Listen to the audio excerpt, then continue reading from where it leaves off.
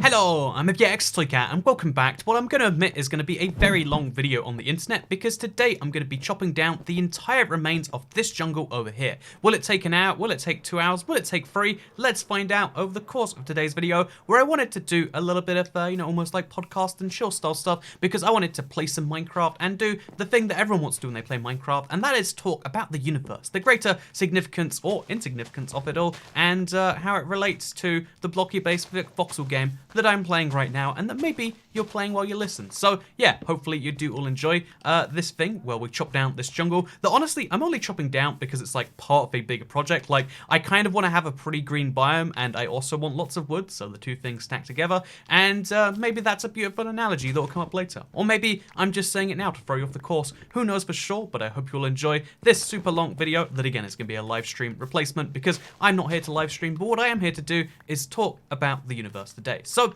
yeah, I feel like with a build up that big, we almost have to like de-escalate things before we go bigger. So rather than talking about the grand scale of it all, what if I instead said, what do you think the smallest, piece of matter in the universe is, right? What if I asked you that question instead? You'd be like, well, I mean, like, you might say a particle, you might say an atom, you might say a quark, you might even be more, into it than that, and you might be able to go down an infinite number of layers. But now if I asked you, okay, so how small do you think that is? How small do you think, even an atom is, right? Like, one of the fundamental building blocks of everything. But how big do you think it is? Like, try and picture it in your mind right now. And the funny thing about, if you ask anyone to do that, and I'm not going to pretend like, oh, I have a super brain where I can do this, but all humans are stupid. No, no matter who you are, if you try to picture that, even scientists who have spent their whole lives working on this sort of thing, they're still going to have a really bad mental picture, a mental conception of what exactly an atom size is, because of the fact that it's just so far removed from any frame of reference. Like, the entire way we as humans seem to picture things is with a frame of reference. That's, you need something to compare something to, or it doesn't make sense. Think about the height of humans. You think a person is so small if they're 4 foot tall, even when someone's 5 foot. Like, if you're a guy and you're 5 foot, which if you don't know in feet is about meters, is about 1.6 meters, I want to say, 1.5 meters. Like, that's so short for a guy, right? But it's like 20 centimeters shorter than an average sized person, 20 centimeters than a really tall person.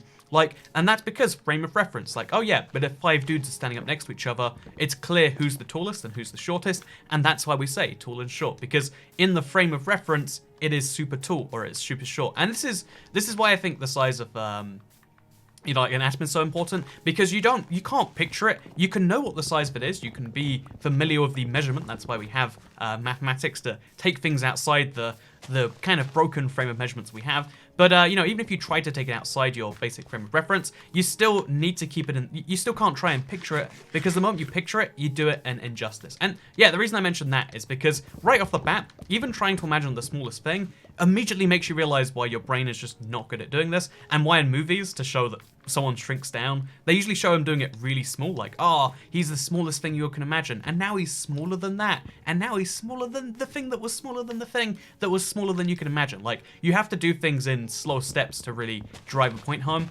And yeah, because of that, it's also the same when you do the reverse. Because I think it's important, whenever we talk about anything to do with the world, to say that the universe is really, really big, right? Like, it can't be stressed enough. And again, I guess it can never truly be stressed the right amount as to like how big is the universe, or how big is existence.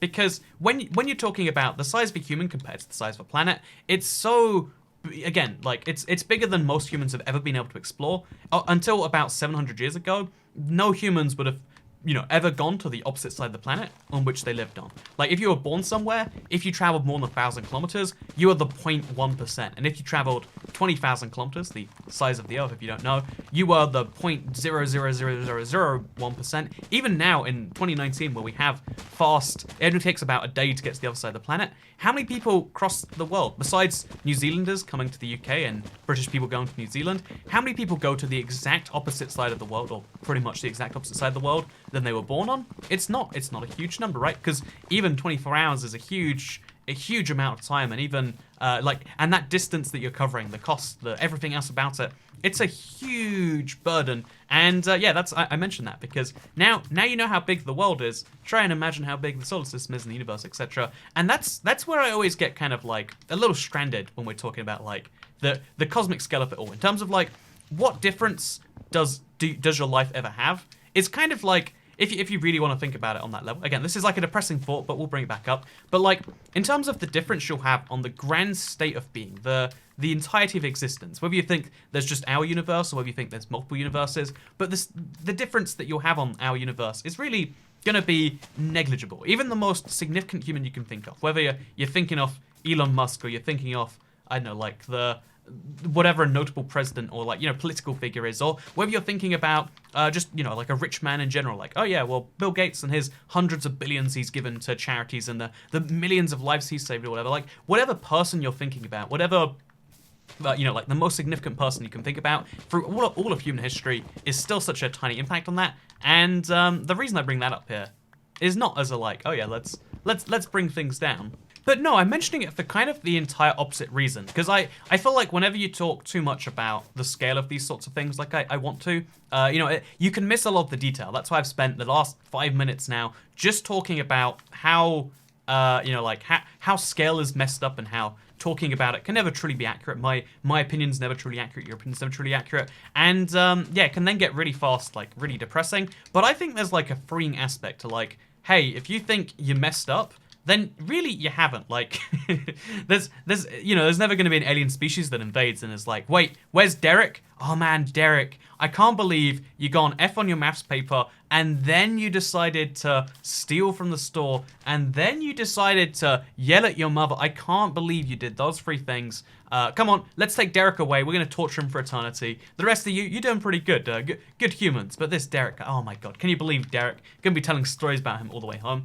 And yeah, I think it's always an important like place to start when talking about the universe, that like truly the size of it is not scary. Like again, the existential dread that you might hear when you think about the scale of it all should be a positive thing. That's something that I always admire, is like, oh yeah, it reminds you that we're always thinking that the one, we're kind of built as humans, almost like robots, and that the task we're doing at that time is the most important thing in the world. The values we have instilled, for whatever reason, are the most important, everlasting things we're ever going to do. And then when it's complete, we get this like feeling of, oh my god, it's gone. What now? And then immediately you're back to, okay, I picked up some more values, and these are the most important things. And I think it's really important to like remember that like. The most important thing in the world at this moment is never the thing that your brain says it is. And that's always a good thing to realize. Or maybe it's a bad thing. Maybe this like demotivates you. You're like, well, what's the point of anything anyway? But I've always thought of it as a freeing thing. Maybe you don't think of it that way, but it's something again is always in my mind as we're going to move into now existential dread mode. So yeah, why are we talking about the universe today? What do we want to talk about the universe? Well, first of all, I wanted to say that like, it's really interesting to me how you can't honestly have a good conversation. Like, the reason I assume some of you are interested in listening to this video, watching this video, whatever, is because you can't really very often have a good conversation about space, right? If you try to talk about space, you go into 2 modes. One is, oh yeah, well, what would it, like, I don't know, like the kind of like, oh yeah, well, this is like this and that's like that. You get kind of stuck in an endless conversation about the things that are technically like never gonna be threats, but like, like you're like, oh yeah, but like roaming black holes, the sorts of things that are just like, oh, that makes you want to turn off the thing. Or you go the other way and you're just like, so the aliens, they're here already, they're harvesting our organs, they're taking our babies, and we're feeding the organs to, like, those are the 2 ways that people end up talking about these things. But I've always thought the more interesting angle on the whole thing is to realize that the universe is real big, there's a lot of things happening, and the kind of realities we should probably accept that come from that. So one of those, for instance, is the fact that, there is life somewhere in the universe, right? It would be as silly as trying to deny that, like, imagine trying to pretend life has only started existing last Wednesday, right? Last Wednesdayism. It's technically a theory that you can believe in. Look it up if you want to. But, like, most of us agree that even though the universe could have been invented last Wednesday, it almost certainly wasn't. Like, the odds of even if it was invented recently, like, some number of years ago, last Wednesday was probably not the day, Like, of all the days, like, last Wednesday, really? Like, it's the 1st of May? Actually, that's more plausible than most last Wednesdays. But you get the point. It would be ridiculous to believe it. And in the same way, I think you can technically believe there's no life elsewhere in the universe, but it would be as ridiculous as assuming that you're the first person to ever believe that, I don't know, like, to ever consider a thought. Like, have you ever sat there, you think of a good joke in your head, and you're like, ah, this is hilarious. Someone's probably thought of a similar joke, if not the exact same one, or like a similar thought as to like, oh yeah, isn't it crazy how like plastic dinosaurs are made of real dinosaurs? Because, you know, like dinosaurs died, they turned into oil, and then oil we used to turn into plastic. That's crazy.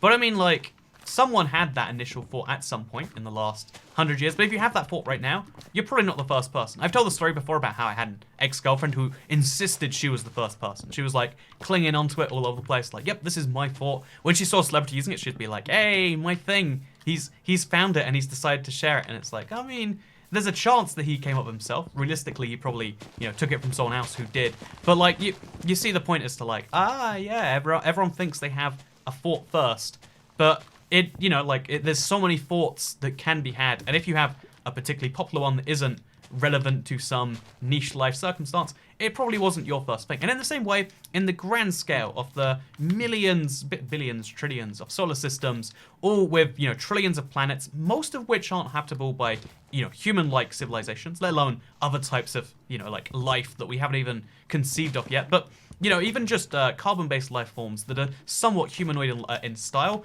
with trillions of different chances, it's gonna happen eventually. And you know, like, it's just a fact, right? If you have enough chances at anything, it always happens. It's actually kind of crazy. This you know, like, over a long enough time period, any odds equal perfect odds. Like, there is for instance, there's this one of the things that puts me at ease, because one of the scary things that is just eternally true is every particle, you know, entropy in the universe is always increasing. No matter how you look at the world, there's pretty much no solutions to this either.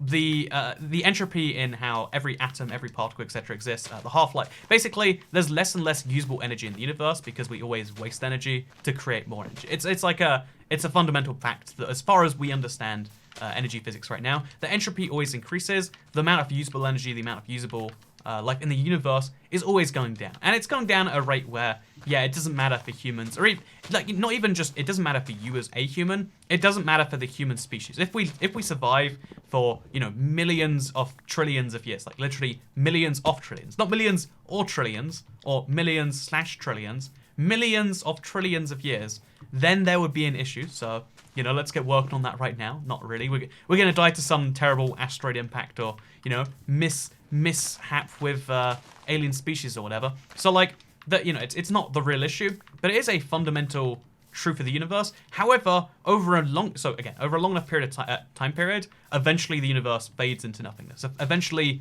there is nothing but darkness. That's what happens at the end of the universe. The last atom, you know, the last you know, like, alive thing that can be done with turns into nothingness, and then the universe is dark. There's no energy, there's no light, there's nothing. There's just a bunch of nothingness. And, you know, that's scary. But one of the cool things is every now and then, every, like, roughly, I think it's 100 quadrillion. The number of, like, zeros followed by this number is really small. A particle can pop out of nowhere, or an atom or whatever can pop out of nowhere. Just like, oh yeah, it happens every now and then as far as we currently understand the physics. Obviously, we don't understand it perfectly. And therefore, following the logic that over a long enough time period, anything happens, once every 100, again, like, followed by a million zeros or a trillion zeros, like, over a long enough period of time, eventually the universe as a whole, because, you know, an atom pops into existence here, then it fades out again, then it pops into existence here or there, then it fades out again, because if the odds are 1 in 100 million that something happens, and then you need it happen a trillion times, then every 1 in 100 million trillion times, that will happen, that one in super rare event. It's like, kind of like, think of it this way. In the same way, you know, and then the whole universe can just pop into existence again. Think of it like this, right? The odds of winning the lottery are absurdly low. If you play your entire life, you won't win. You might, but you won't, like, statistically speaking. You know, like, the odds of winning the lottery are very, very, very low. And the odds of winning the lottery twice, it's happened before, but, like, yeah, it's this crazy, you know, double lottery winning, it blows the odds of winning once away, because you got a very lucky event, and then for some reason you played again, and it happened again. Now think about winning the lottery 5 times. Now think about winning the lottery 1,000 times in a row. Like, I mean, they'd stop awarding the prizes after a certain point, right? Like, I think people would stop playing if they, like, there would be, like, a serious government inquiry into, like, what have you done? this is, you know, like the you have done something wrong here. But like hypothetically, you win the lottery, you know, 1,000 times in a row or 1,000,000 times in a row. Somehow, you know, the lottery continues. People keep buying tickets, even though this one guy keeps winning, and somehow you don't get assassinated because now everyone knows that you're worth billions or whatever. But that's the kind of odds you need for the universe to pop back into existence on a scale millions of times bigger. And what I love about that as a theory is just that, like, then the thing is if particles can just, you know, atoms can just pop into existence at any, you know, like point in time, it's just very, very rare. Then once everything fades in the universe, again, the entire universe can be recreated, or half the universe, or the universe in any one of its any given states. Because the crazy thing, well, it's a well-known fact that if you could work out every single, you know, like piece of matter in the universe, its current momentum, its current energy, and you knew all of its future energy, its future inputs, what was likely to happen, you'd be able to predict the future perfectly. Obviously, that would take more energy to predict that than there is in the universe, so it's kind of a hypothetical, like, oh, if you had an infinite number of monkeys writing an infinite amount of things on an infinite amount of paper, eventually they'd recreate Shakespeare's classics, which is also a flawed argument.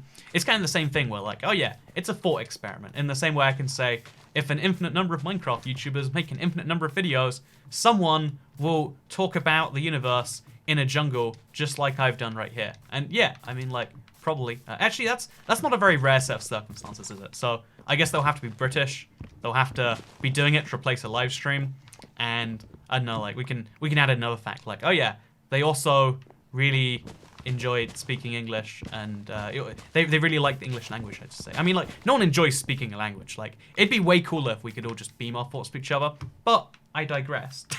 Just a little bit, at least. So, yeah, let's go back to the main point, which was just that, like, over a long enough period of time, the universe can pop into being, and not just pop into being as it is right now, or as it was at the start, but at any point along that timeline.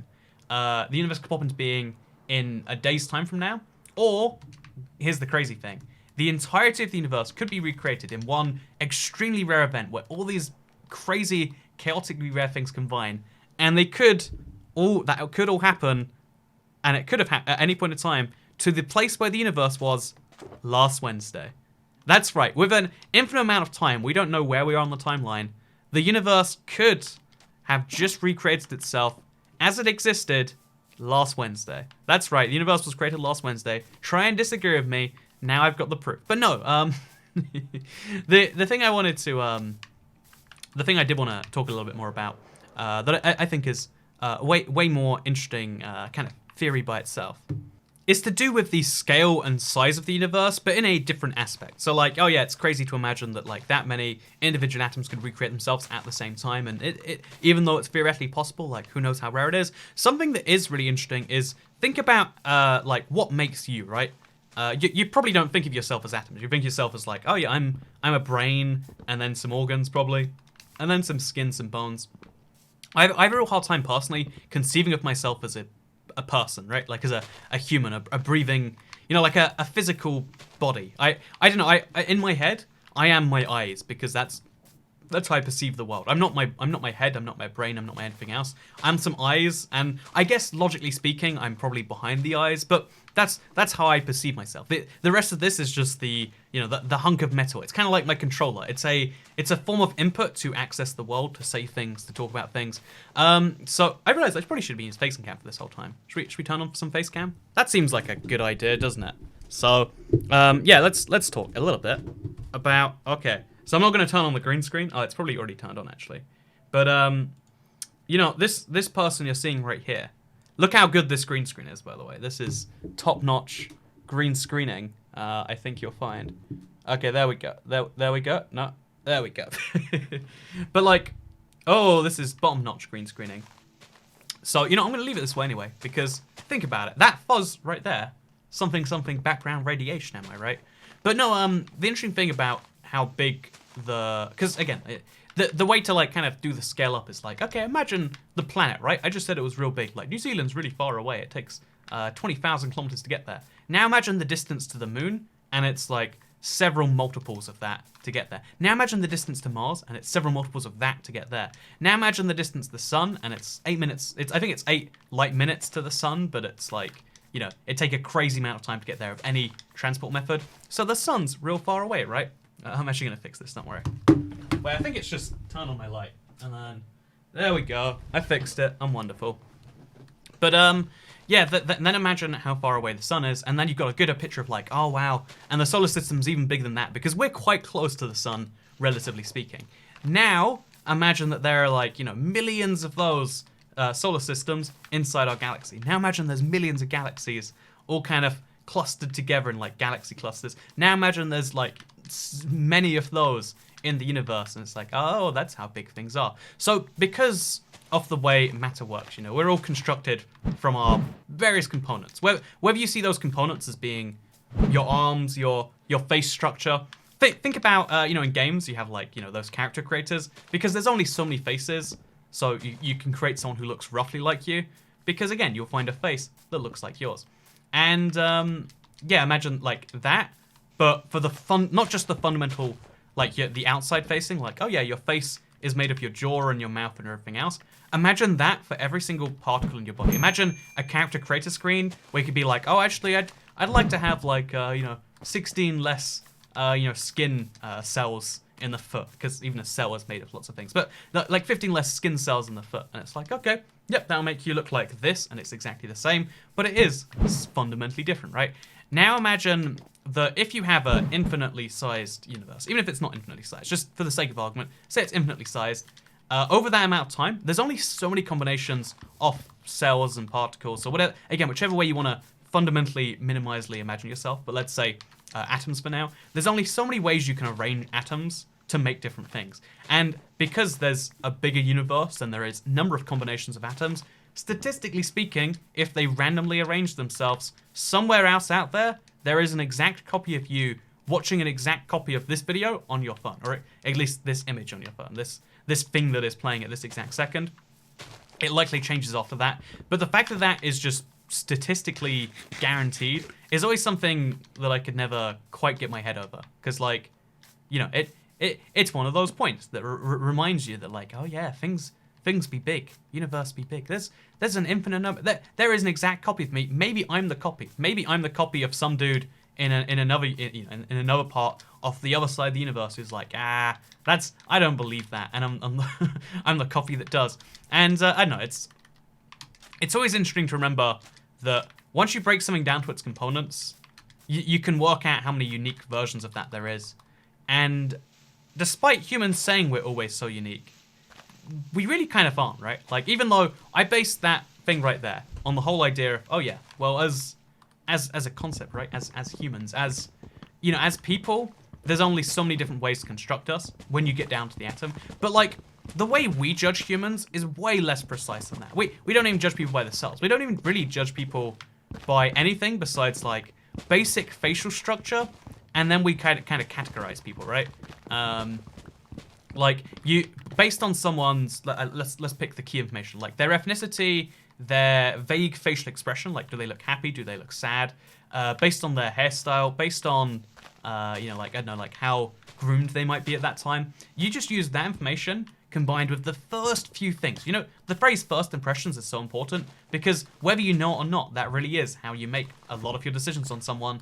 So, you know, if you're a salesperson, it's important you get a good first impression. If you're going to a job interview, you want them to think you're not a serial killer. You want them to think that, oh yeah, I'm actually a really great candidate for this job. I don't even kill people. Even on the weekends, in my time, I don't kill a single person. I don't even want to kill people. That's the best bit about me as an employee. Like, that's what you're trying to do. You're trying to make a good first impression, because all we do is we take that first snapshot, again, very small amount of information, and we say, hey, yep, this is a person now. You know how when people act a bit weird and like, I guess all over the place, let's call it, and you're like, I can't figure you out, because that's what we do. We try to figure people out. We have a certain number of models in our heads. Some people have more than others. Like, you might have 3 different people in your head and you categorize everyone as a mum, dad, or my sister. You might have 100 different models in your head, but you have some number of models that's way less than the number of people you know even. Like, you probably categorize a lot of your friends as being pretty much the same, you know? Like, oh, they're both into watching Game of Thrones, and they both, you know, like, I don't know, they're both skinny, and they're both a bit angry sometimes. Yep, that's pretty much the same guy. Like, it's a thing that we do to like a scary degree as well. It's not just that we do it, which is, again, I think it's weird by itself that we just categorize people so loosely. but we do it based on such a limited amount of criteria. And again, by itself, that's like, okay, so that's kind of weird. Like, every human basically only thinks there's 100 other humans, which, if I had to guess, probably comes like something to the fact that we used to be tribe animals. Like, we didn't need to know 100 other humans. Like, 100 was a large tribe, right? So, you know, we have a very limited number of people. We just tried to group them, you know, we basically tried to group all humans into a few small buckets. That's why people, we have tropes, we have stereotypes, we have big overarching ideas of, like, you know, what a billionaire is. You know, people like to be like, oh, billionaires sure do suck. And so, I mean, like, that's defining someone by their money. That'd be the same as, you know, like, but it's something we do all the time. Instead of picking somebody sucks, we try to pick a whole group of people sucks. We try to boil people down to their identifying characteristics, and I think that's like a real problem, both in terms of like, oh yeah, well, that's what leads to racism, that's what leads to sexism, that's what leads to all of the isms that people don't like, right? I mean, the people say they don't like sometimes, and sometimes tacitly do, but like, it leads to the things, the isms, the bad isms. Is bad isms a phrase? I don't know, look it up. It might actually be, who knows for sure. But like, yeah, it's funny that even though it's mind-blowing to you that there's someone else who's exactly like you on the other side of the universe, the reality is, as far as everyone else is concerned, there's someone else exactly like you, probably down the street from you. there's someone else exactly like you who is in your same workplace or whatever. Because, yeah, despite how much we know about ourselves, we rarely know that much about others. Even like your lifelong spouse, your best friend, you're still categorizing them. You just have many more layers on that. You know their history, you know some of their motivations, you know, stuff like that might change your opinion on. Because when people do crazy stuff, you know, you judge them by the crazy action. Except, you know, if it's a really good friend or if it's your girlfriend or whatever else, you might be like, well, I'm gonna try and listen to this one out. I'm gonna see what the logic is here. And yeah, it's crazy to me that it's mind-blowing that you'd find so many people on the it's mind-blowing to so many people to find a clone of themselves or a clone of someone they know on the opposite side of the universe, when in reality there's a clone of them right here, right now. Like, I don't know, like, I'm sure you've all had that situation where you've found someone who's just so much like someone you already know, and that's just because, again, you categorize them so soon, so fast. Even if you later find information that clearly makes them different, they'll still be similar in your mind. You'll still treat them with the same way. And yeah, one of the things that I find even stranger about this is that because we basically define ourselves by how other people think of us, rightly or wrongly. I try my best not to do this, and I'm sure some of you do too, but it's something that just kind of happens to a lot of people. We define ourselves in terms of how other people think about us. This is why people use money as a prestige status rather than you know, as a tool. You know, money is a tool. It's not a like many other things that humans are good at or bad at or whatever you want to say. But like, it's a tool that we can use. But it turned into a prestige status. The idea of like getting a job that's like, oh yeah, this is one with a lot of you know, like, I don't know, prestige or something. Like, you know, all of these terms, they're things that like people love the idea of, like, oh, you know, approval from other humans. Heck yeah, I'd like that. Even though we don't know much about those people. We don't really care about those people, but we, for some reason, as a species, we crave their approval. And it's something that I've always found so rough. Like, so much time, effort, and money gets spent on trying to impress people more than they try to impress you. Like, people try to impress you, and you're like, oh man, this guy's such a dick. And then you try, not you, someone like you, whoever, you're like, someone is going to do that to them, and it's just gonna, it's a repeating cycle, but it's a repeating cycle that always happens regardless. Also, in my head, these were totally jungle logs, but I guess I chopped down a spruce tree. My bad. Taking a little cut from the main goal of what we were doing today. That sucks, but it's fine. Anyway then, so, yeah, one of the other things that I guess is like, in this same category, is how we judge other people versus how we judge ourselves. When people get political, because you know, in the past week we spoke about the Notch thing, so I don't understand how he became a political figure. Like, you know, like, makes Minecraft for a living. Now every comment is just about like, oh yeah, I agree because he's on our side. And it's like, I mean, it shouldn't really be a side. It should just be like, oh yeah, like I don't. It's crazy to me that like literally making a game somehow puts you on one of these sides people go on. But Yeah, one of the things that I think is interesting is that humans judge other humans worse than we judge ourselves. We judge ourselves based on our intentions, and we judge other people by their actions. If you speed somewhere, it's like, I've got to be there. It's important. You're like, oh yeah, it's you know, that's you don't expect to be pulled over because you need to be there. It's not, you're not choosing to speed, you have to speed. Whereas if you see someone speed past you when you're going the speed limit, you're like, that monster, he's gonna kill us all. And I bet he's only doing it because, you know, like, I bet he's just trying to impress his friends. Like, you'll come up with some, you know, some terrible story because we always judge people worse than we judge ourselves. And I think that's why it's so important to have many of the systems we do in place, right? Like legal systems and stuff like that. Because, you know, like if in an ideal world, everyone could be, you know, judged based off their actions, right? Everyone should be like, oh yeah, you did a bad thing. Now, hopefully we can, you know, as a society, make bad things happen or make you not pay for those bad things, but like fix those bad things. But instead, what people often come down to is like, well, you did a bad thing, you're a terrible person, and then they link this to the thing I just said, and it's like, well, not only are you a terrible person, but also everyone like you as a terrible person. It's like the billionaire thing. Like some people, again, just to clarify on the notch thing, he's made a lot of, like, I'm not backing up his comments because I wouldn't say most of those things myself ever, but again, like, if you're trying to say controversial things, who knows what you'd say. But anyway, so, like, for instance, some people, even if they really like the thing that he made, people really like Minecraft, they're like, oh yeah, well, Notch sucks. He's a list of, you know, words to describe people you don't like, which, again, like, I can understand why it might be personal for some people. But then they're like, oh, billionaires suck, man. And it's like, well, like, or like, you know, it's because he's a billionaire. And it's like, well, I mean, the fact that he has a lot of money really doesn't define his opinions, does it? Like, if you were given, like, if someone just gave you right now $1 billion, would you just try to get rid of it? You're like, oh God, I'm one of those people. Or would you be like, oh, but I'd be a good one. I'm gonna start, you know, donating to art galleries or whatever rich people, in your opinion, do. I'm gonna try and be the best billionaire I can. Which way would you have it? Oh, would you do that second one? Oh, because it's like an aspirational title. I think especially things that people should aspire to be, because if you can, you know, like, it's just a fact, right? If I continue making YouTube videos, I probably do less good for the world than if I make a giant tech company that changes the way computing works, and, you know, like, in my opinion at least, or maybe this video does do more good for the world. That's a debate you can have, but like, having people at least want to be there is a key part of how we live in our society. So it's like, but you're going to insult the entire idea of, you know, being someone who took a lot of risks, both in money, in terms of time, in terms of effort. Like, you can look at billionaires and you can see they're all crazy driven people, and you're going to say, that's a class people you don't like. But again, let's say that maybe because again, some people do have the economic view that, oh yeah, but a billionaire is a failure of society. How can you have anyone need something and also have someone who has so much? Okay, so let's ignore billionaire. Let's leave that behind. Think about any other tag you apply to someone and just use it to categorize them. And is that correct? Like, oh yeah. Or think about it the reverse way around, right? Like, when people refer to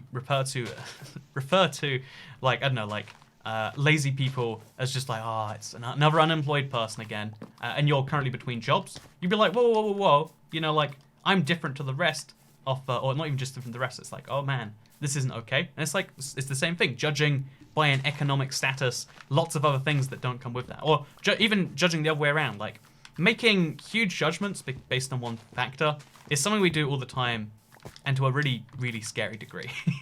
And the reason I wanted to bring it up is just because when it comes to the political debate, people still, to this day, I don't know, like, do people not know this is a phenomenon? Do people genuinely believe the things they say, or is it all part of the game to make their side win next time? I don't know for sure, or, you know, like, because, again, politics is a crazy machine of saying lots of things you don't believe to get people to vote for you because they believe that you did believe those things. It's, you know, it's something you see non-stop everywhere, on all sides, all around the world. But the thing that is really strange about it is that people play this, so people follow politics in the news, and it's like, okay, that's fine, staying informed, but they follow it so they can look at every action the other side takes and be like, oh my God, I can't believe those guys would do this, and then ignore the one, and then the other side gets to do the same, like, oh, I can't believe the other side, the bad side, obviously, because it's not my side.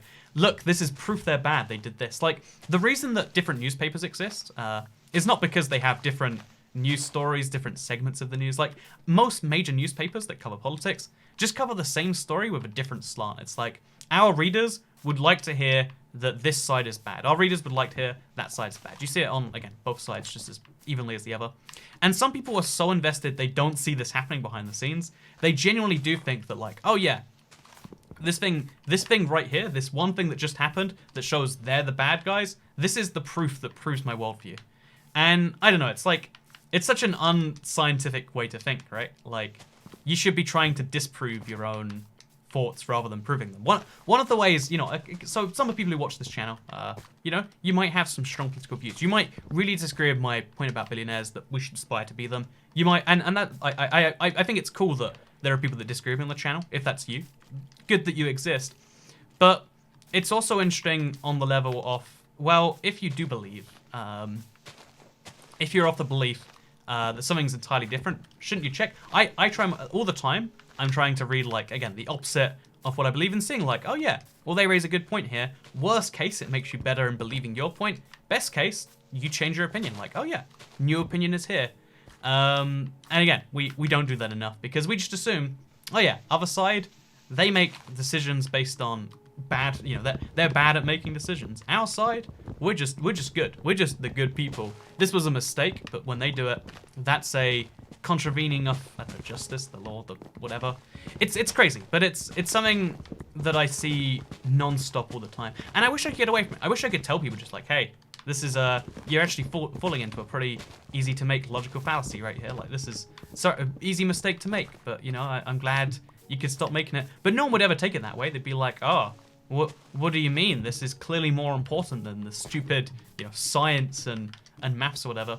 And I think I've always wished secretly that, like, there'd just be someone out there who would just have the views. I guess it wouldn't work in the political realm. It's just like, hey, you know what we're gonna do is we're gonna look at other countries. We're gonna see what works and what doesn't, and we'll try and do that. You know, like, generally speaking, because that's all. In case you actually want to know, because it has come up recently because of the Notch video mostly. Because I made a comment in there that my political views shouldn't affect whether you care about my Minecraft videos. Like, my ability to chop down this jungle really are not affected by whether I think, I don't know, billionaires are a good thing. Whether I think that, I don't know, like, let's pick another stance that's hot there. Like, oh yeah, who I voted for in the 2016 presidential election. I didn't vote for either candidate, by the way, because I don't live in America. I don't know if I would have if I did. But you get the point. Like, those things shouldn't affect your opinion on me because they're not related. In the same way that, you know, the last time I used the bathroom, that shouldn't affect your opinion on me. Oh, if it does, it was maybe this morning, I want to say. Oh, a friend's here. Record a video. So I'm going to quickly, and again, I'll be back in a second. Well, I'll be back in a second for you. For me, that was much more than a second. It wasn't actually a friend, it was someone collecting a parcel. My friend did come, and we were about to record something important, but funnily enough, he rang the doorbell and I didn't answer. So apparently I was so busy talking about the universe, because it was during this recording that he did that. Yeah, I was just so busy that apparently I made that mistake. So maybe Easter egg for you if you want to go back and watch this. Somewhere in that video you can probably hear the doorbell going off and me just being oblivious to it, because I'm there like, you're not. But the universe is like real big, even bigger than like a really big donut. And like, even a donut the size of the planet is still smaller than the universe. That's crazy.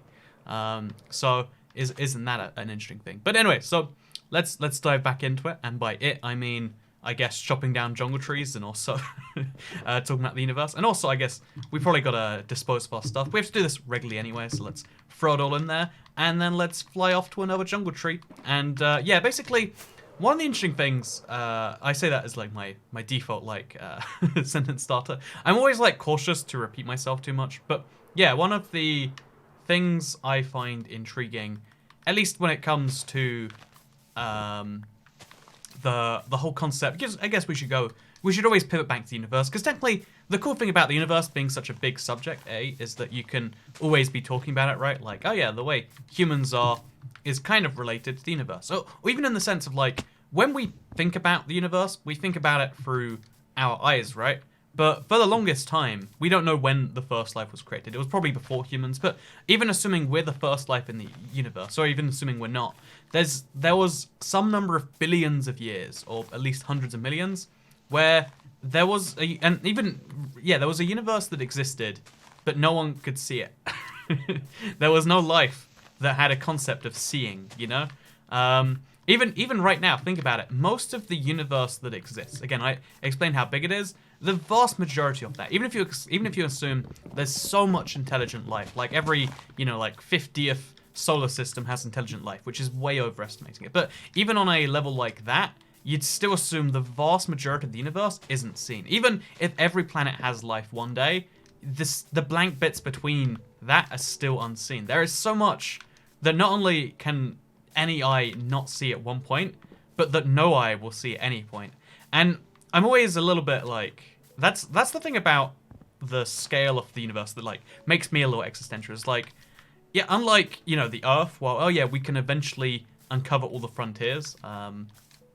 Unlike our solar system, where we know the planets, unlike the Milky Way, where we might have a good idea one day of everything that's in it and some of the interesting bits and differences about it, the entirety of the universe will never be explored, not by one species, not by one creature of that species, not by anything like that. There's never going to be a moment where we're like, oh yeah, we've explored it all. Because even by our current understanding, we think there's more outside what we think there might be. Like, we have no clue how big everything is. And I don't know, bringing all of this up might just seem like existential dread. And there's a part of me that loves staring into the void. There's a whole bunch of ways you can stare into the void, in my opinion. There's like that moment where you're kind of worried about doing something. It's an endless void, or like Call of the Void. It's a famous phenomenon. Like, something bad is going to happen, you can prevent it. Should you prevent it?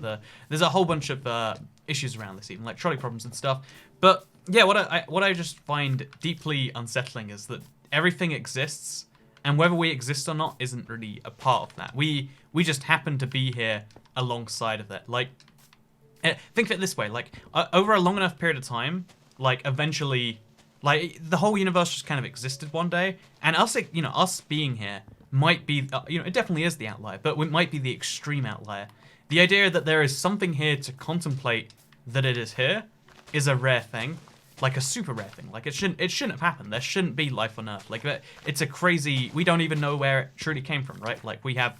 I could be wrong on this one. Again, this isn't my this isn't something I've looked up in a long time. But as I at least feel it in my head, I want to say that we feel like Earth might have. Life came from maybe an asteroid or something. Like it didn't just develop one day. Someday it got here.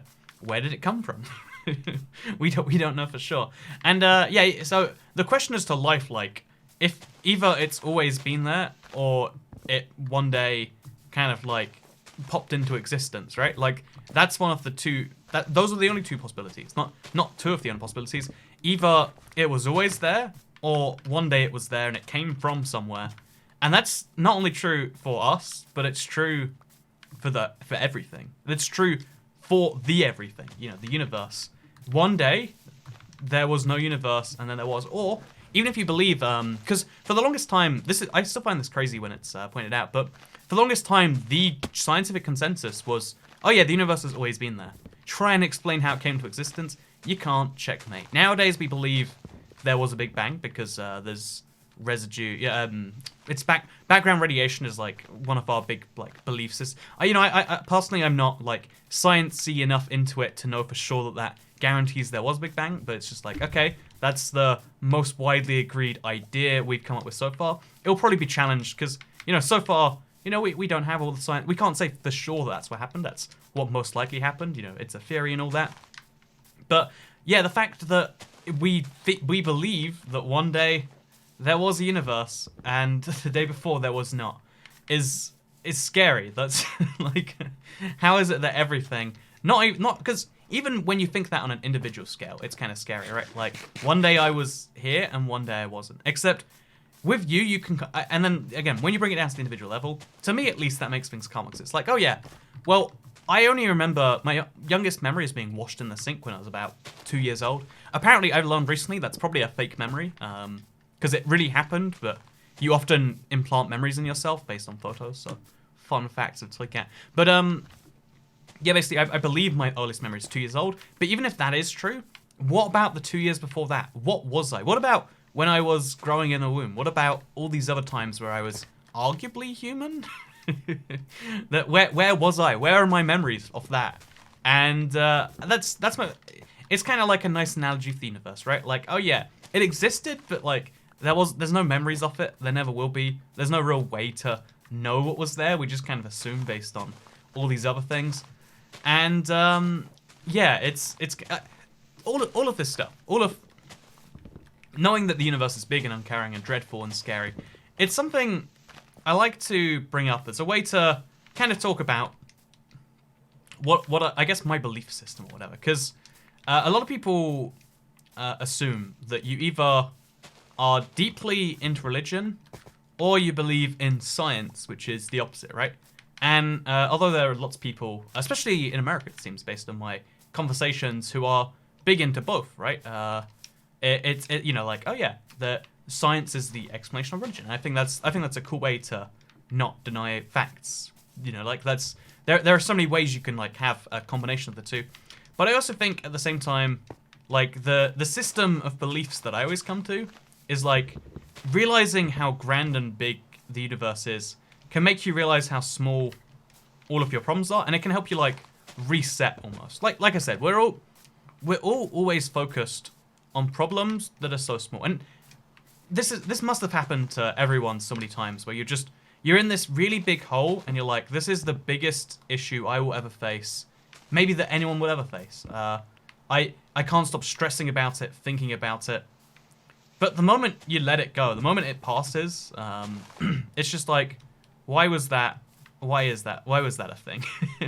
And that's kind of how existential dread is. The moment you're thinking about it, you're like, the universe is so big, no matter what I do, it makes no impact. Why do anything? But that allows you to clear away your people's expectations of you. I think that people's expectations of you as a whole generally can do a lot of harm. Like, it's good that you have a support system in your life that's saying, hey, yeah, you should probably, I don't know, have a job, or you should probably be, you know, have a job or education. It's generally it's a good way to live your life. Always be in one of those two things for some, you know, at least have plans, like direct plans, like in the very soon future, to be in one of those two things. And you'll probably live a good life by the standards of your fellow human beings, right? That's like the thing that you want. But then expectations, a lot of people, they don't stop there, or they don't stop at, you know, have a good life and enjoy yourself. They try to pile their own ones onto you. And if you don't realize that's what people are doing, they can just add up into there. That in the same way that some people, because, you know, I even though I said that, like, oh, money's like a status thing, I like money a lot. I think it's really great. I want to appreciate it when people give me theirs, or choose to, you know, like watch ads which indirectly do it, or buy a thing that I've made, like the book that I did recently, How to Travel Hack the World. Like, I really like it. I think money is a wonderful tool. But I also think that people who use it as like a status thing, or like people who are driven solely by these external things, that's when things get really scary. Like, when destroying all of the expectations the world has placed on you is a really useful thing to do, just because of the level of, once everything is gone, once everything people expect from you is gone, then you can work out what is truly important again. Again, everyone is so like, you're almost by like definition, I feel like it must be like a human brain feature where you're always filling yourself up with tasks, like a sim where your bar has to be filled with like things you're doing at all times. In the same way, sometimes it feels like your progress bar has to have all these different things you're balancing, and that you can't possibly focus on all at the same time. Like, okay, well, your mother wants to have grandkids, and your father wants, you know, you to be successful and wear a suit somewhere and do something, and your friends want you to be able to, I don't know, let's go on holiday with them, or one of them really has strong opinions about this and that, and like all these little things, in addition to the ones you've added to yourself. Like, you've decided, oh yeah, well, I don't want to do this. Like, no reason, just I don't want to do this. Past me said she didn't want to do it, or he didn't want to do it. So I'm not going to do it. And it's like, well, you know, I don't know, like, all of this big pile of stuff. It's important to have a system, but that system can be always changing. That system can be worked out at the time. I think guiding yourself by what the people around you think. You know, I think this is something I always think, just because of the fact that I've never been a person who is particularly focused on the needs or wants. I mean, like, if you don't like my hair, then that's a good example, right? Like, I don't really care what you think about it. Like, it's not my... But most people have the same, you know, especially most men, right? With women, I think it's cool. You can have, like, 50,000 hairstyles, and they're all, you know, equally attractive. It's almost like peacocks. You can be different and unique, and it's a cool thing. But with men, what seems to be valued most is the same exact hairstyle, right? There's short, there's really short, and then there's really, really, really short. In your default hair color, I think that's probably a good thing.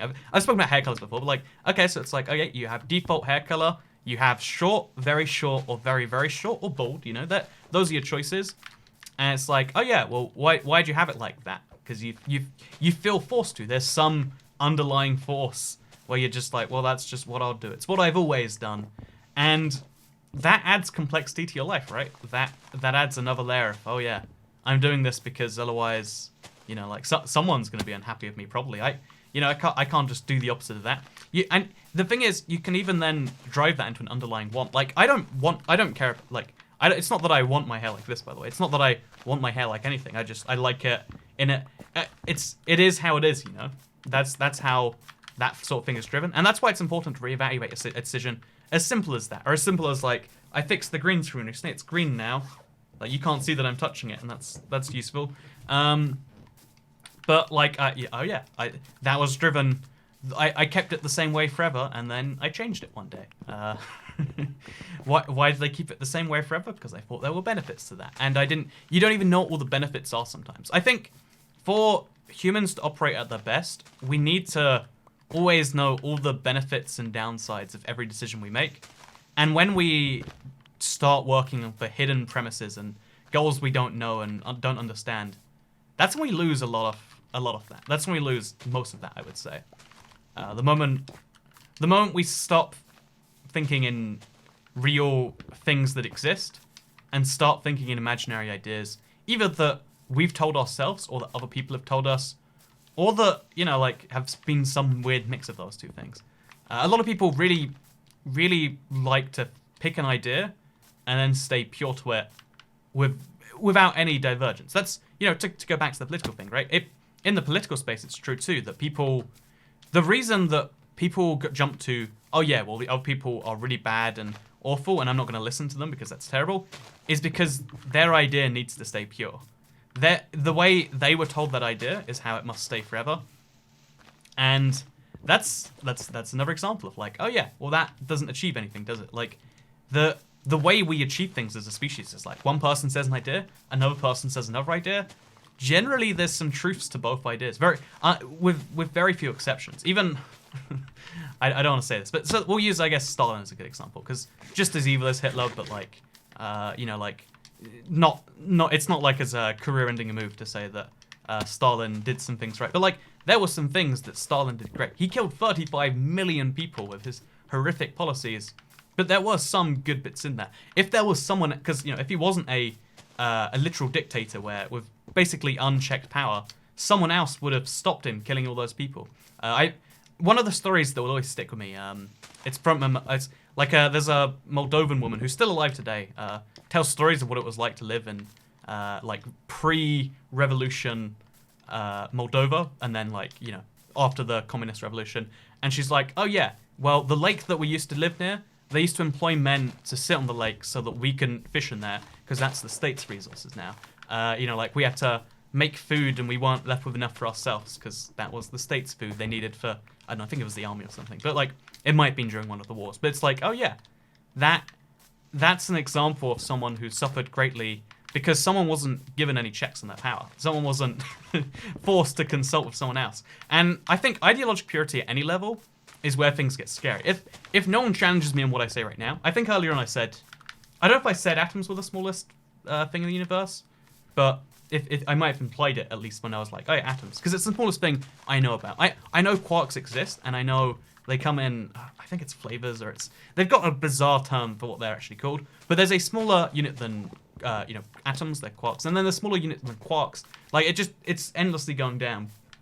If someone doesn't correct me on that, then I don't know that, like, oh yeah, well, if you imply atoms are the smallest, it makes this mistake here. Learning from each other is useful. I have a lot of friends who I really disagree with on certain things, but like we have good conversations and we learn from each other. And it's scary that the internet discourages that. It's scary that a lot of people themselves just they discourage themselves. Like, oh man, I used to think the best things, and I don't think as good things because someone changed my mind. And it's like, well, changing your mind's a good thing. It's scary to me that that's not the default position. Like, oh yeah, go around willing. If you don't know about a subject, rather than just like, I don't know, just picking an opinion at random, which even then might, if you at least pick an opinion at random with the excuse of trying to change it, that's useful. But like give a listen to what's going on. It's a really interesting thing that we have all this stuff that we want to do as a species, but instead of like ever working, because the reason that expectations, so to go back to expectations of you from your family, your friends, etc., the reason they work is because they allow you to work towards the goals of not only yourself, because what are your own goals? It's hard to say at any one point in time, but you'll always know what the goals are of your group of people, your friends, your family, or you. Again, it goes back to the tribal thing. You know what the goals of your group are, your family, your people, and you can always work towards at least one of them. That's why it's useful to have so many. But then it's hard to readjust and work out that, like, oh yeah, this isn't my goal. This isn't a thing I care about. This is a thing that makes me unhappy. It's harder to know those things if you're not deeply aware that if you're not aware of where the desire came from, it's harder to say no to it. If you're not aware of why you want something, it's harder to say that you don't want something. And in the same way, I think that as people now, well, here's an idea for you to consider and disagree with or reflect on. Rather than caring about you, your friends, and your immediate family, maybe people should make decisions that are the best for everyone. Maybe everyone should make decisions that are the best for your whole town, your whole city, your whole country, maybe the whole planet. Ideally, if we could one day reach such a phase where we make decisions that fundamentally change the universe, we'd need to get on board. We'd have to make great changes as a planet to do so. But like one day, wouldn't that be nice if we did eventually make positive changes to the universe, and that was how we aligned ourselves? Because that's what we really get to decide to do. As humans, we get to decide what we align with, and too often people choose to align only to the people very closest to them. And I've always thought, why not align on the country level? And it's funny because each way you go down, you kind of flip ideology. Like if you care just about you, that's that's like kind of the wanting to be an individual. There's an ideology for that. If you care just about your family, then that's all of this. If you care just about your community, that generally swings the other way. That's like collective, right? But caring about your country swings back to the same people as the individuals. But caring about the world goes back to the same people as the small collective. Like the things flip left and right because we're always torn as to what we should align ourselves along the lines of. But like, wouldn't it be easy if we're just always like, oh yeah, would this decision be good for people as a whole? Does this get us in the general direction we need to go? Like even small things like, oh yeah, if the economy grows, then generally there's more things that we as humans achieve. That is our number that kind of totals what we are doing in terms of, at least in terms of money, which again has its whole own set of flaws, whatever. But like, oh yeah, that's always been my message. Just like, hey yeah, you want to improve the planet, you can do so just by boosting your own well-being, just because of the level of like, oh yeah, that boosts the overall productivity of the entire planet. You're not taking anything from anyone to do so, especially if you do a better job than, or even if you are taking from someone, do a better job than them, and you can make the planet better. But usually you're not taking from someone, you're just, again, 1 + 1 = 2, 1 + 1 does not equal one person steals one from the other. And yeah, that's how I've always thought. That's how I feel like humans need to be to get to the stage where one day we go beyond this. Because in the grand scheme of things, all of the disputes we have on a literally weekly basis, especially, again, I follow a lot of Americans, so I see a lot of US politics on Twitter, where it's literally just people ideologically at each other. Like, we have differences in opinion, and we're going to have another debate this week about that. And it's like, well, I mean, clearly you're not finding ground on this. Clearly you're taking their most disingenuous quotes whenever you can, and then disagreeing with their example of your disingenuous quotes. Like, surely we could all just be like, hey, yeah, well, those are things we disagree on. You know, like, let's try and find solutions that hit both of us well. I don't know. I've always felt like it's apparently a crazy opinion to be like, what if we all cared about all of us? But it shouldn't be, right? It shouldn't be. It should just be like, oh yeah, that's what we do. Humans, we're you know, like, think about it this way, right? What if we rename? This is a bad idea, but let's do it anyway. What if we renamed humans to Earthians, or like Earthans, or Earthish? You know, yeah, Earthish, sure. The Earthish language could be English because that's the most spoken language. In terms of second language, blah, blah, blah, I know some people are going to be like, oh, Mandarin, you see. But Mandarin doesn't go outside of China. In terms of the international community, English is usually the language of international communication. So what if we just call people Earthians? And we're like, oh, yeah, that's what we do. We work for the best of Earth so that one day we can work for the best of the universe. Or even, you know, honestly skip that step. Just like, hey, yeah, we want to have a really solid Earth. That'd be pretty cool, right? We don't have to, like, obviously, in terms of, rather than having one person with unchallenged power over that, because it'd be like I said, you'd get a Stalin in there, you'd get a Hitler in there. They'd have one good idea, and then they'd sully it with 100 bad ideas. Which, you know, I think that's the same as, like, if I was dictator, because there's always that hypothetical, like, so if you were king, how would you do this? And I think the answer is always, like, badly. I think every single leader, no matter how popular, like good leader, has always had some person arguing against them. In the UK, we have a famous example where, like, oh yeah, even our most popular prime ministers and this and that almost made very objectively huge mistakes. I could name the exact examples, but again, like without diving into UK politics, it's a thing that I think would be very easy to argue. Any single leader of anything, they're going to make some mistakes. So don't give one person absolute authority. What if we have this divided authority, like how countries work right now, but we all worked and we made things good? What if that's what people wanted? Then that's what people would do, right? But it's not what people generally want or do, or even talk about. I don't know. I think I went a bit too vague for that one. But it is something I was thinking about a lot. It's like the ways we divide ourselves now always seems stupid when you look back. Like, I always, so the things I'm interested in most, you probably know, like history. I find history fascinating because you get to know once you understand history, you understand the present. Once you understand that, you realize that we never look back to any particular movement and go, oh yeah, but the other side thought this. There's usually just the outcome that happened. So, but yet some people make it their full-time job, basically, to just argue about stuff anyway. Anyway, so yeah, I like history. I like seeing how things change. I like the weaving waves of history. I find it fascinating. Because there's so much happening all the time, too. Should we take a little side swerve into history here? Because, the universe is technically history. There is a future to the universe, and that future is eternal, right? Like, unless you think the universe is eternal, in which case the past is eternal too, there is a fixed amount of past, and there is a indefinite amount of future. But that fixed amount of past is like 13 billion years, I think we expect right now. So there's a lot of history when it comes to the universe. Should we talk about the Big Bang, or should we talk about what I ate for dinner in between last bit and this bit? Well, clearly, let's talk about what I had for dinner. I tried slow cooking some chicken, some sweet potato fries, and some aubergine, and it all went horrifically. It tasted bad. I think I'm a little bit ill. I'm not too sure, but something went wrong in that slow cooker.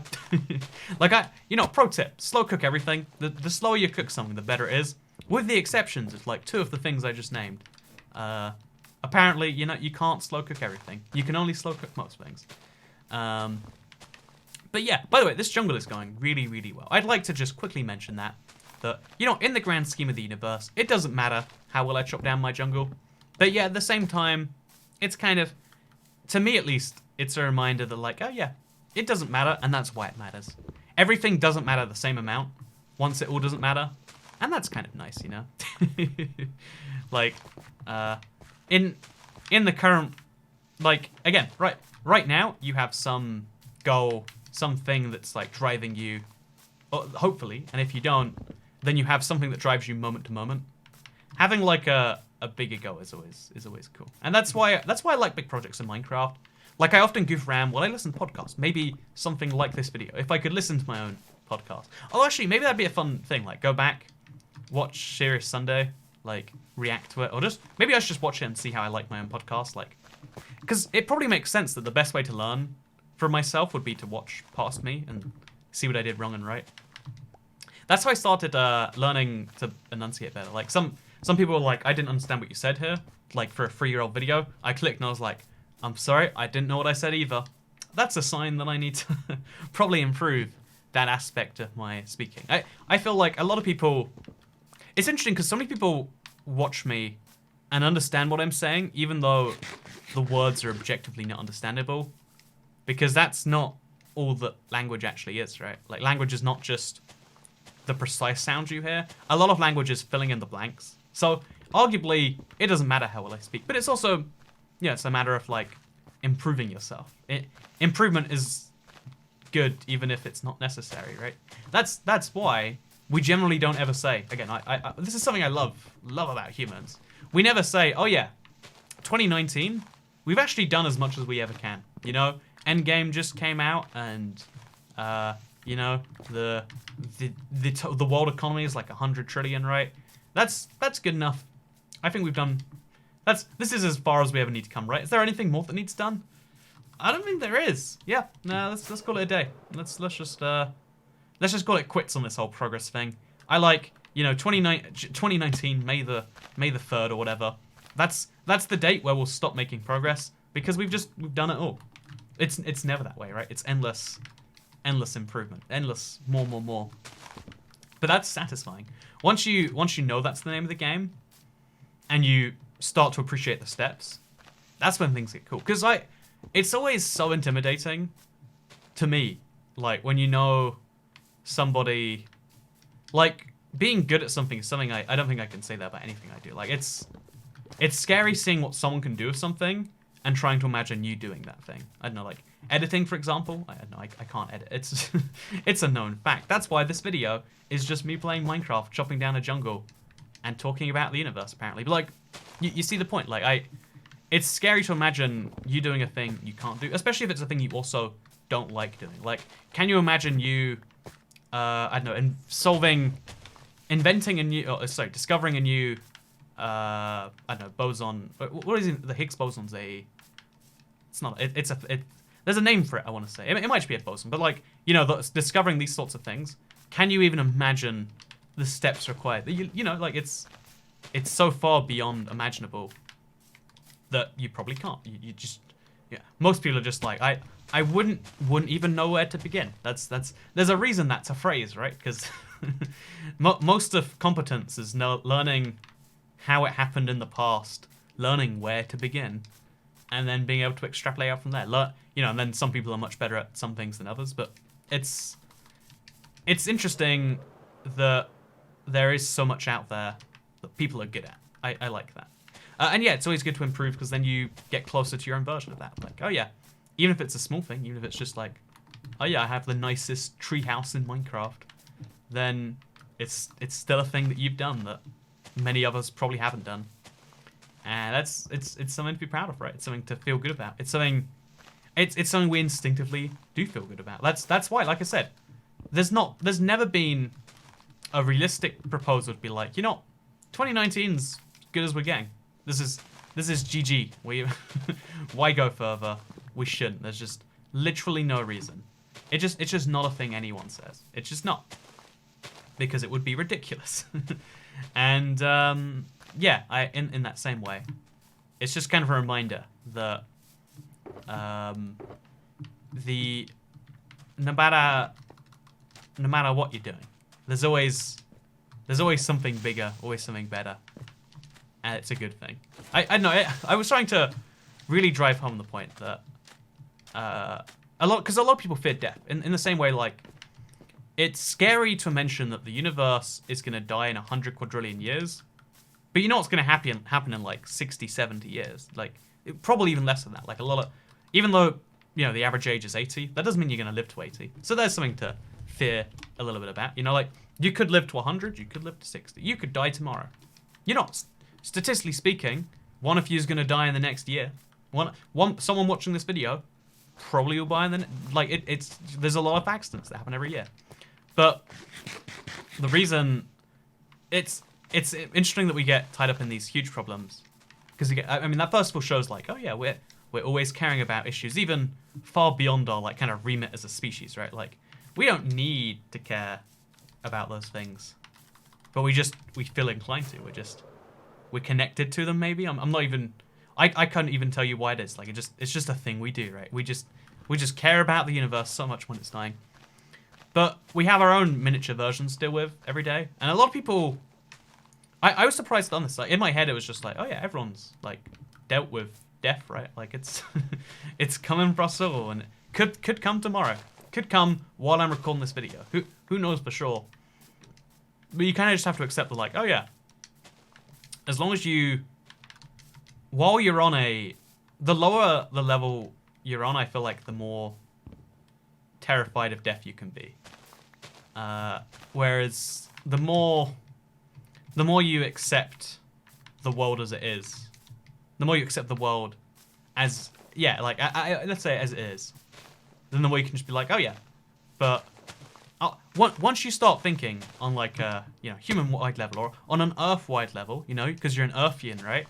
Then you can be like, well, there's a famous, in Warhammer 40k, it's a little tabletop game I used to play.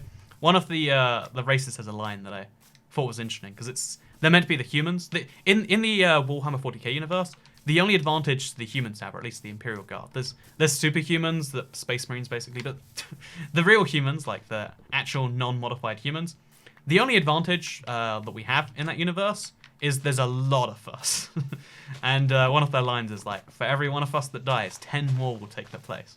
Like, and on the one hand, that's like, I never liked that was our power. Like, oh, so there are Necrons who are super robots that can bring people back to dead, from the dead. Like, oh yeah, there are these, you know, these chaos demons that have real demonic gods somewhere in space that give them power, and we accept that we're gonna die by the dozen, and we have more people for our squad or whatever. But like at the same time, in a way, it's like, you know, all that matters is your contribution to our weird kind of collective hive mind, right? Like, or even your just contribution to working it out. Like, whatever it is, that's what we're trying to work out. And the cool thing is every person defines their own individual it, but it still defines that for the collective. And in case you're curious what I mean by that, you know how you categorize people? And there's like, there's only 100 people in the world. It's just, you know, there's me, there's people like me, there's you, there's people like you, that's everyone.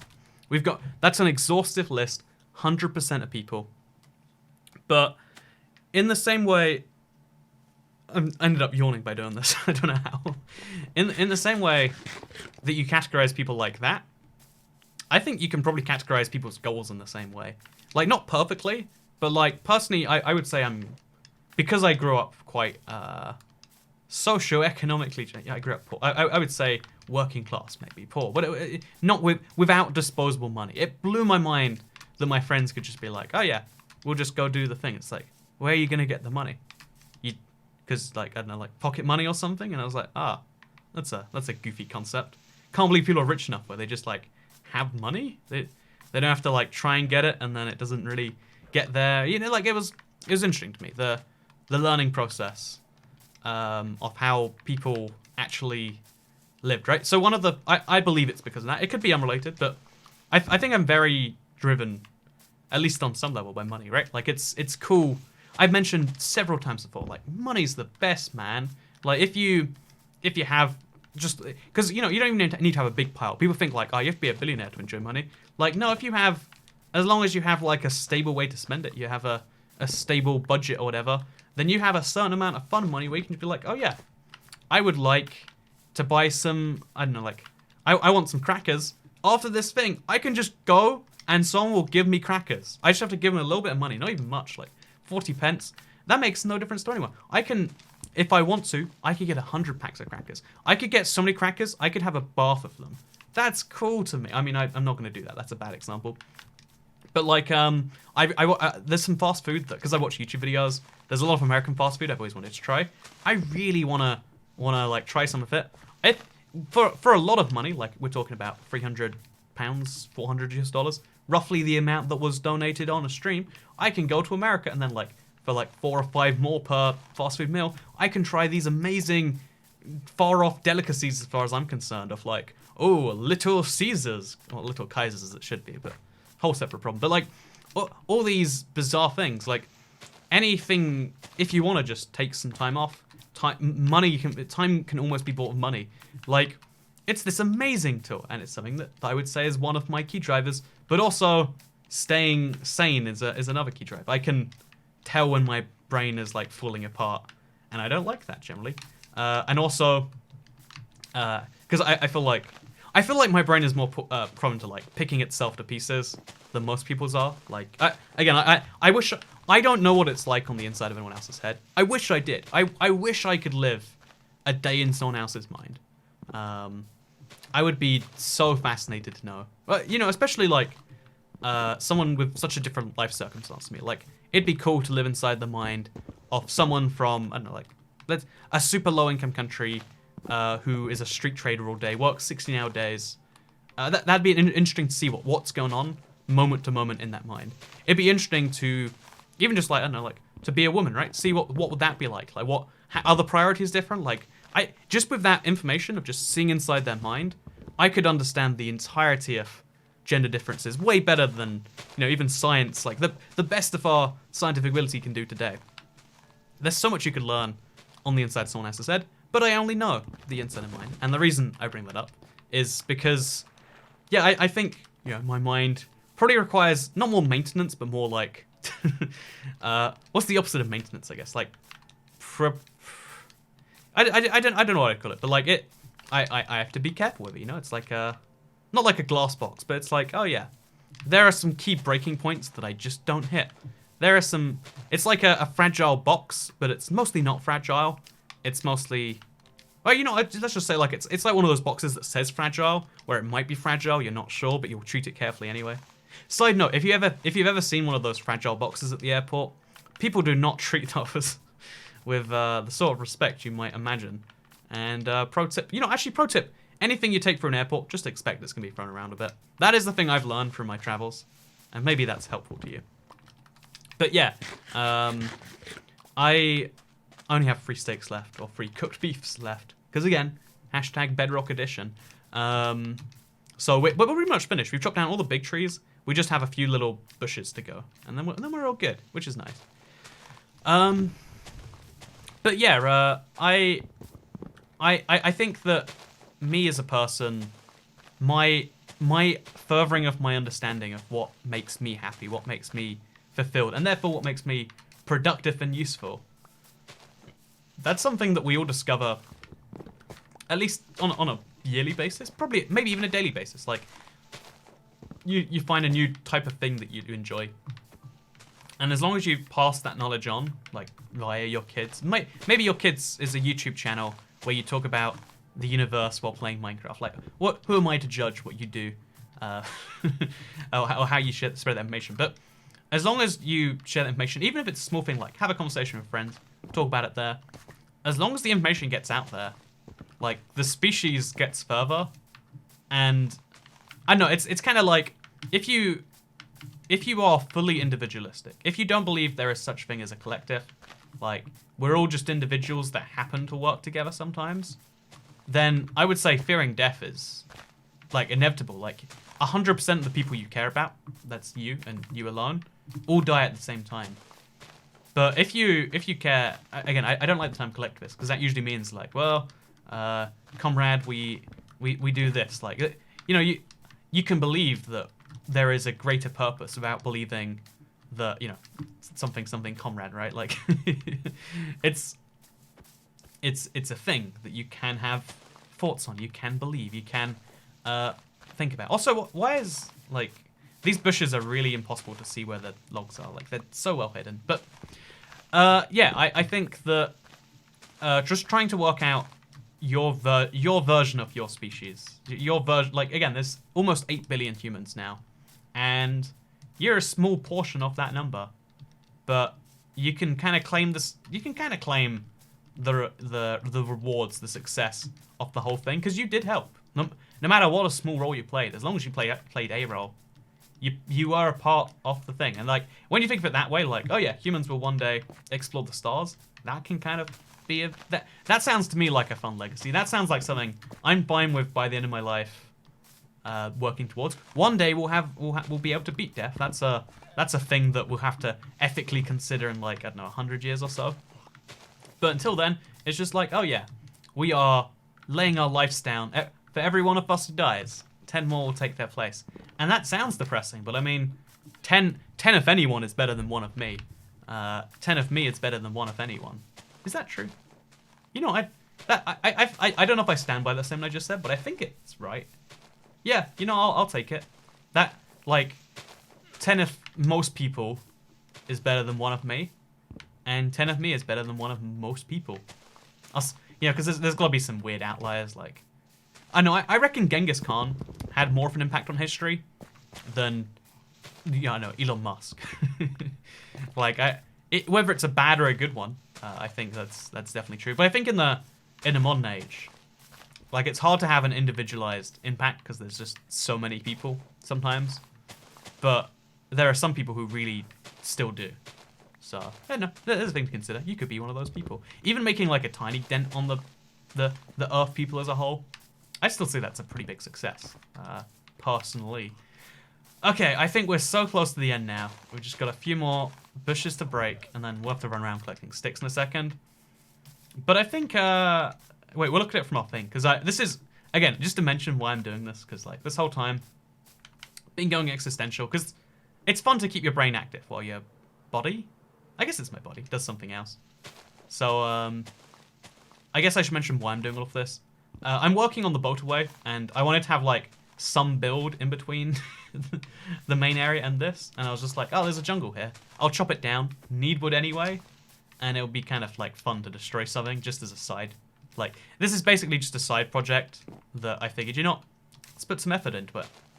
And, you know, it's always good. Putting effort into things, no matter how small, insignificant, silly, generally feels good. That's my kind of takeaway. That's my feeling on things. Like, you make your own things, right? Like you decide what's good and bad for you. You decided to listen to this video. Bad decision, friends. And by the way, I hate jungles so much. Like, I didn't realize it till this one, just how many like of these mini trees there is to the big trees. But like these are the bulk of what makes the biome annoying. So like chopping one down, it's a bigger deal than I thought. I've been having a big realization recently that, like, sometimes the difference... Because a lot of YouTubers only play creative. They only make videos where they showcase things in creative. They never try the thing in survival. And there was a little bit of my YouTube channel where I mostly did things in creative and then just switched to survival to show them off. As in, like, they were in the creative world. Like, everything in this world's survival, just to clarify in case you take that the wrong way. But, like, I had a creative world and that's where I showed off everything. But... there are some things I've realized over that time that just like, oh yeah, well you can't... It's easy to say, but it's not even really practical to do. So, yeah, there's been a few things like that I've realized over time. And it's been useful to have conversations so I can work out what those things are. So not to have conversations, but it's been useful to play a lot of survival so I can realize oh no, oh god, we almost did that. I tried my best, but I didn't succeed. But yeah, I think we've basically just got a few of these sky things to go. I'm curious if we should count this as finished yet. I guess this is a question all of us can answer together. Is this finished yet?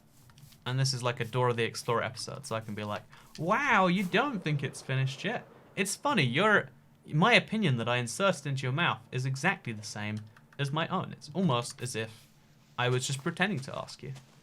I get annoyed at children's TV shows for that. Like, I get so annoyed when it's like, you know, I don't think I've ever been stupid enough to be like, oh, the TV show's listening. And I always hate, And you might be like, oh, well, yeah, what's meant for kids to like, stop watching Dora the Explorer. Like, what's wrong with you? You might be saying that. In which case, one, I'll have you know I'm a connoisseur, and Dora the Explorer is top tier TV.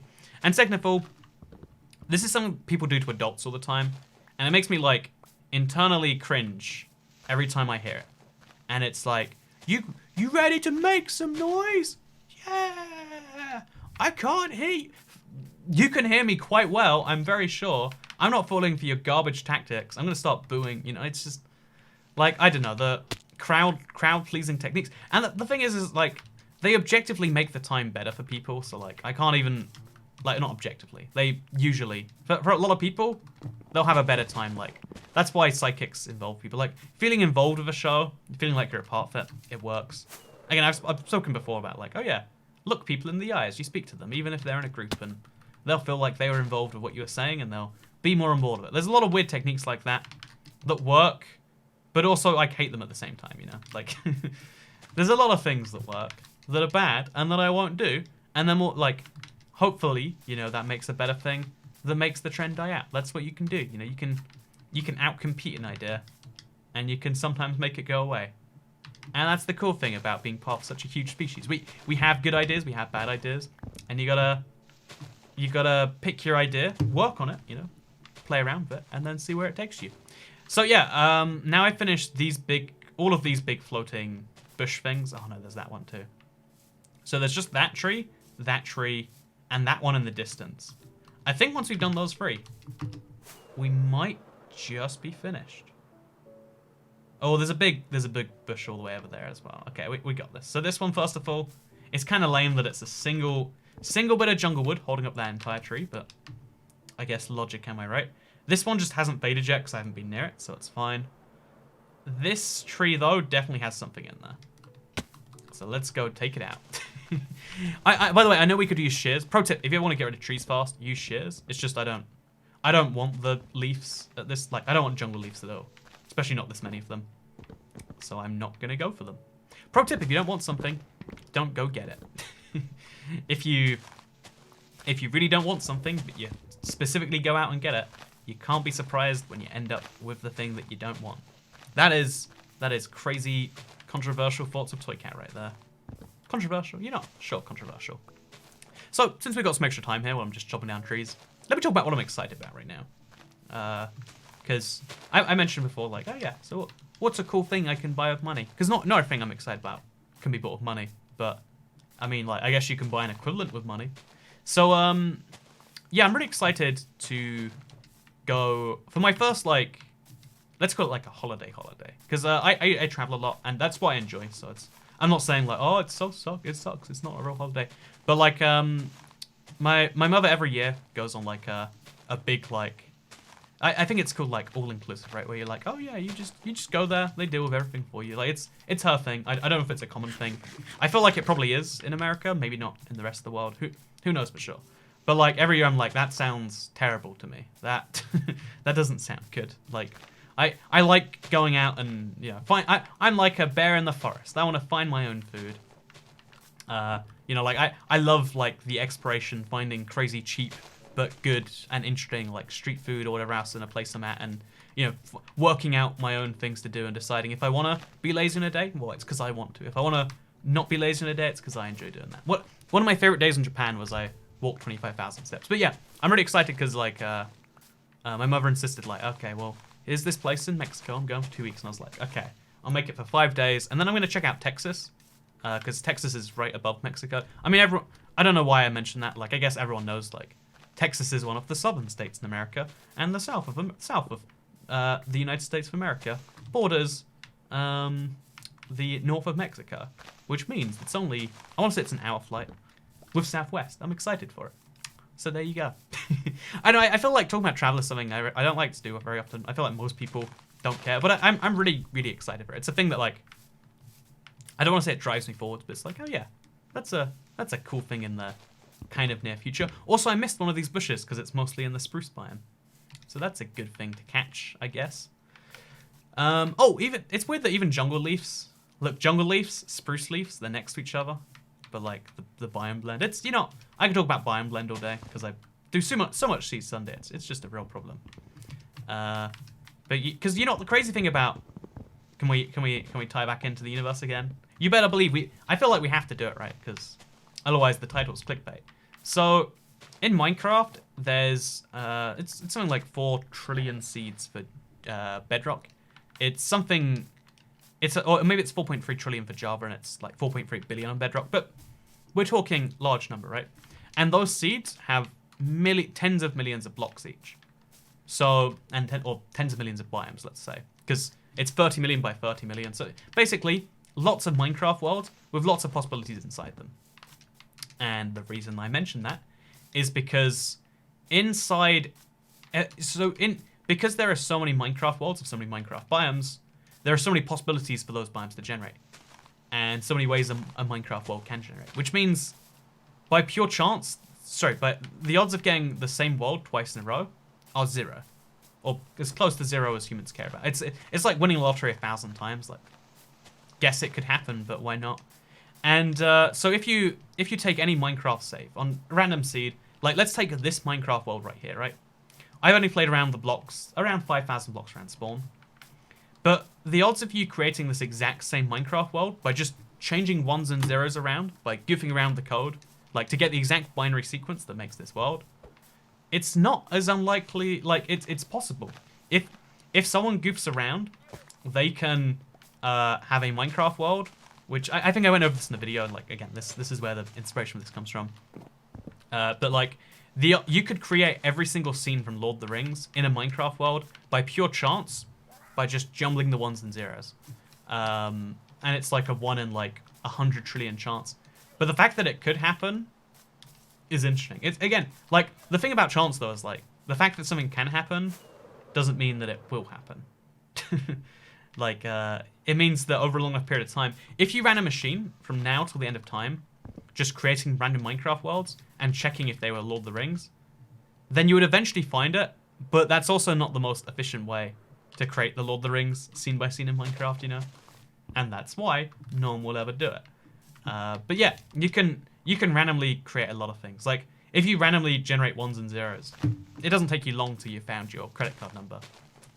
It's just you don't know that it's your credit card number because you've generated so many different non-that's, you know? Like, that's why, like, oh yeah, even though an infinite series of monkeys could create their works of Shakespeare, which, again, they couldn't. I think we've already gone over that. Even if they could, then like, well, I mean, but who's going to check that they did? Who's checking a trillion pages of monkey works to see if Shakespeare comes up?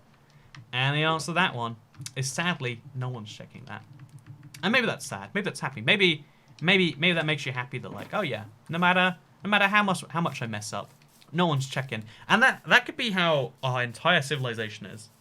That's what blows my mind. Like, so if you think about it, humans are just matter that happened to gain sentience, like over 13 billion years, which on the cosmic scale is nothing, and how we make artificial intelligence, and one day we're going to make AI that is self-aware, right? So that's 2 levels deep already. We could always just be in the 3rd level, the simulation. Someone could just be creating random universes, like trying to find one particular thing. We could just, it's kind of scary thinking that like, oh yeah, we could have been created by a higher power for some ridiculous thing. Kind of like the Rick and Morty episodes where it turns out they're on a battery or whatever. But what's more depressing is, what if we weren't made for a specific purpose? We were just made. Like, oh yeah, they were just making 1,000 different things, and then like they haven't gone around checking if we were correct yet. And then when we're incorrect, plug goes off. And there's no memory of that. There's no anything. It's just like, oops, tried to simulate the universe and everything, and accidentally got some self-aware life in there. But you know, it's taking up a lot of electricity, so we're just gonna turn off the plug. Technically a real possibility. Technically a thing that can happen at any moment. And that's why existential dread should help you realize that if none of it's important, then you get to decide what's important. And we should all decide what's important. And hopefully you decide something good that I would agree with. But even if you don't, then I don't think you're a terrible person. And I think that ties everything we said today nicely into one place. So yeah, I hope you all enjoyed today's kind of weird Let's Play mixed with live stream replacement. It was a bit longer than I was expecting, like an hour 30 something, I want to say. It's in 2 bits, so I have no clue what the actual length is, but a pretty long live stream replacement, but I think it was a fun time. And if you did too, make sure you like this video and let me know. If you share it, you can maybe let someone else see it. And if you hit that join button, link down there, you can give me some money, which I can use to buy things that I think are great. I might go pick up a donut. That would be amazing. You ever have the Krispy Kreme chocolate dreams? It's got like brownie batter on the inside. It's really, really good in my opinion. Like it's great stuff. Have you ever? I don't know this. You can buy good things is my point, and that's what I'll do if you hit the join button. Or maybe I'll use it to buy financial security, and I'll put in a nice bank account somewhere. You know, like list of things I might buy with your money is near endless. But you know what isn't near endless? This video. Thank you very much for watching it though, because I'm going to see you all in the next one. Goodbye. Wait. Okay, just as a little overview at the end here, never mind what I just said about that being the end, I do want to quickly show like, hey, look, here's the jungle gnats all being cleared away. Because again, this is like part of a wider survival project. The 8 hours or 9 hours or whatever it was clearing down this entire jungle is kind of just a side note in a future big survival project that you'll see in the soon-to-be future. And I hope you look forward to seeing that. Because, again, these survival project videos take like hundreds of hours, but sometimes people enjoy them, and that makes it worthwhile to me. So hopefully you check it out when it comes out. And, I don't know, like that video. Because, you know, you can like this one, but whatever. Go like that instead. That'll be way better. Okay, goodbye.